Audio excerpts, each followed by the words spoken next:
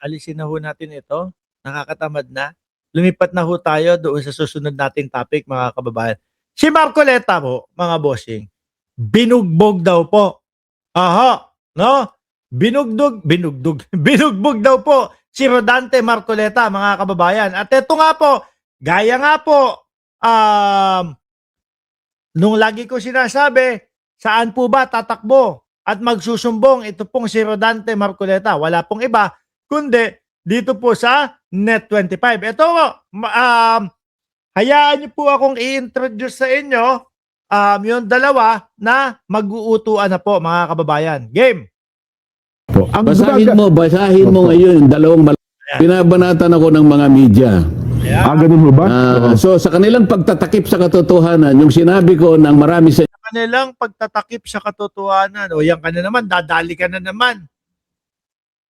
Tapos aatras ka na naman. Tapos kakambyo ka na naman. Anak ng putik na pang-ilan mo na. At si Boy Atras Abante ho to eh. Kung pwede lang ho natin palitan yung 2K nito, na libreng mga libre pa kuryente doon sa mga kababayan natin. Ang ipapalit ko dito, Boy Atras Abante. No? Sa magsasalita, there is no such as West Philippine Sea. At pagkatapos mga kababayan, babawiin pag nakita nagagalit sa kanya yung mga Pilipino. Ganon din po yung i-give up ang KIG. Babawiin kapag nagagalit ang Pilipino. Oh. Si Marcoleta talaga. Oh. Game, tuloy mo. Nyo ay bayaran, binubugbog nila ako ngayon. Itong Binubugbog nila ako ngayon. No, binubugbog daw siya ng media, mga kababayan.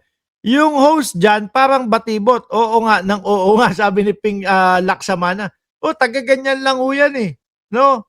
Taga-tungo lang ho yan, taga-oo. Oo nga. Tapos taga-tulay kapag si Marcoleta medyo nalalayo o kung whatever, di ba?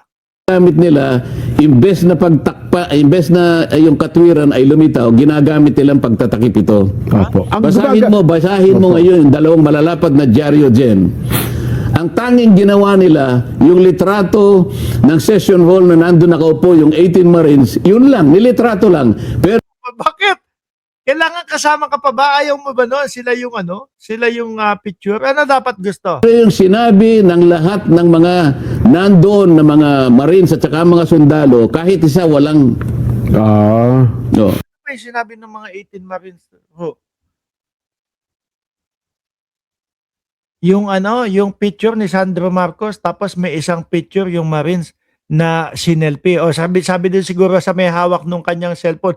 O pagdating ni si Bongbong Marcos. O pag dumaan na si Pangulong Bongbong Marcos, picture mo agad lagitikin mo na agad. O, yung ba na sinasabi ni Amy Marcos ay ebidensya nyo na daw yun. Itago, sabi. O itago yan, gagamitin ebidensya.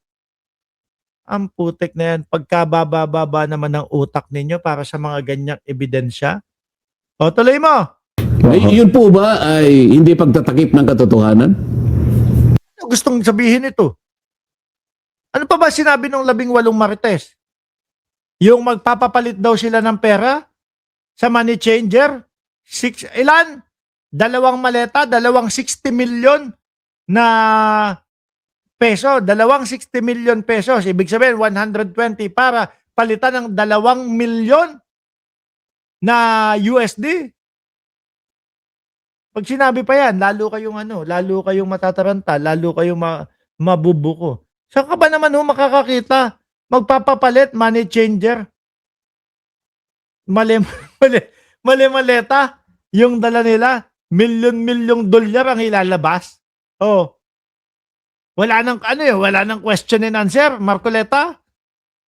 Yan yung mga sablay nila, mga kababayan eh. Tingnan mo yung dalawang dyaryo ngayon. Yun ang headline, yung litrato lang.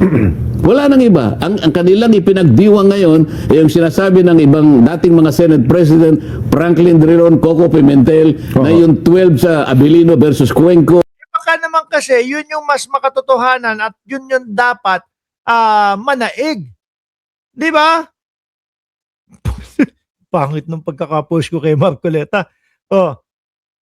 Gusto nila sila yung maihayag mga bossing. Pero kung ipapahayag, papakita yung mga sinabi nung 12 Marites, puro palso naman yun, Marcoleta. Ma'am Neng Gigi at Jonas Benavides, shoutout sa inyo.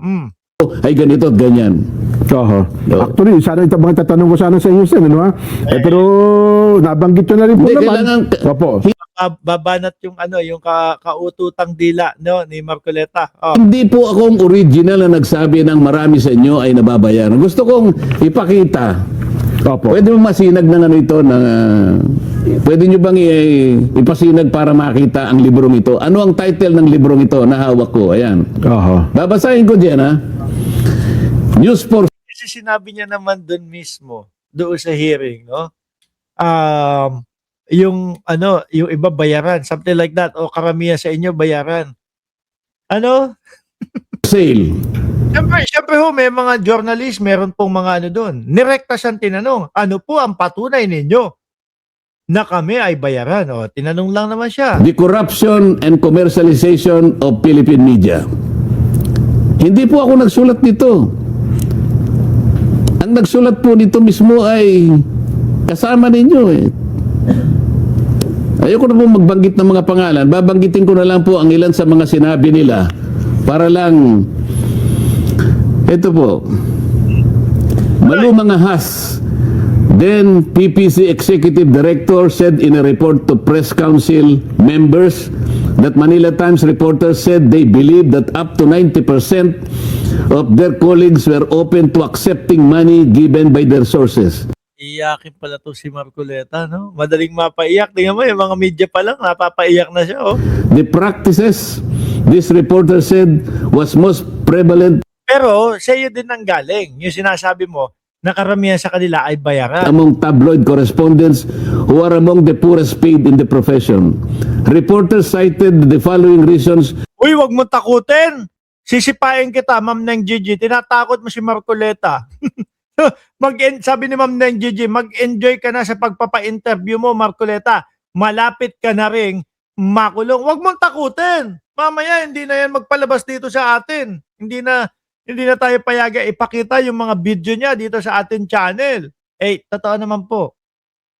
Malapit-lapit din po itong si Marcoleta. Baka po, 2 buwan, ano po, eh baka may warrant of arrest na din po ito. Bakit? Kaiiwas po nila.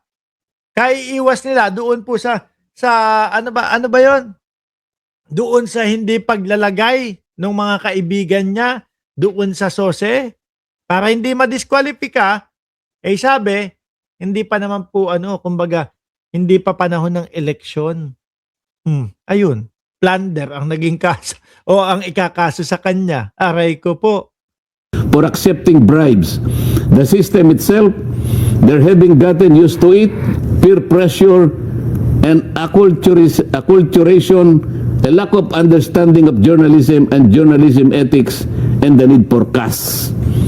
When asked Sabi ni Clark, sanay kasi si Marcoleta na captive audience ang kaharap, no? Ganyan ang asta ng mga iglesia ng China. Pag may pagsamba, yung mga utu-utong miyembro, uy, grabe ko, amen na lang ng amen. Kaya lahat ng tao ay utu-uto. Hindi naman lahat, no? Baka yun, sa side nila. Sabi ni Ping Laksamana, ako nga hindi matagalang makita, madinig si Marcoleta sa TV, eh. Panay kasinungalingan, ha. Eto, panoorin natin yung mismong sinabi